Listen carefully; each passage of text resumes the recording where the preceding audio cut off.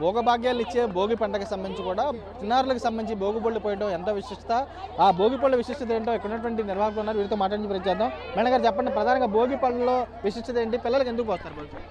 అందరికీ ముందుగా సంక్రాంతి శుభాకాంక్షలు.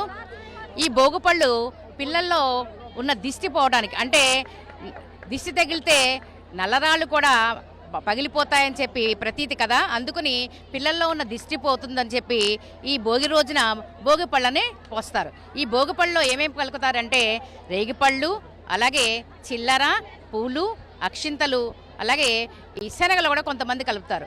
ఈ భోగిపళ్ళని మనం రేగిపళ్ళని ఏమని మరో పేరు ఏంటంటే అర్కఫలం.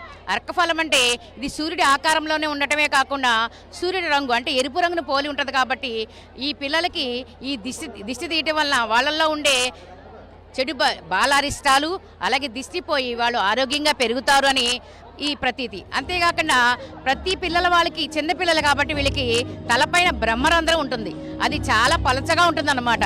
ఈ రేగుపళ్ళు ఈ వాళ్ళ తల మీద పోసినప్పుడు ఆ బ్రహ్మరంధ్రం ఉత్తేజపడితే అది ప్రేరేపితమై అవుతుందంటే వాళ్ళలో ఉన్న జ్ఞానం పెరుగుతుంది. జ్ఞానం పెరగటం వల్ల వాళ్ళు చదువు బాగా కొనసాగి ఉన్నత స్థితిలోకి వస్తారని, ఆరోగ్యంగా పెరుగుతారని పెద్దల నమ్మకం.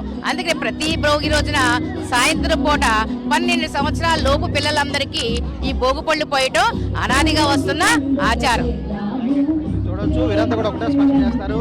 భోగి పళ్ళకి సంబంధించి చిన్నారులు ఎవరైతే ఉన్నారో, చిన్నపిల్లలకు సంబంధించి ప్రధానంగా కూడా ఎవరైతే ఉన్నారో వీళ్ళకి సంబంధించి భోగి పళ్ళు పోయడం వల్ల కూడా మెదడుకు సంబంధించినటువంటి లేకుండా పూర్తిగా బాలారిష్టాలు ఏవైతే ఉన్నాయో ఆ బాలారిష్టాలు కూడా తొలగిపోతాయి అనే విధంగా కూడా ఉన్నటువంటి భోగి పళ్ళు పోస్తారని చెప్పి చూస్తున్నారు.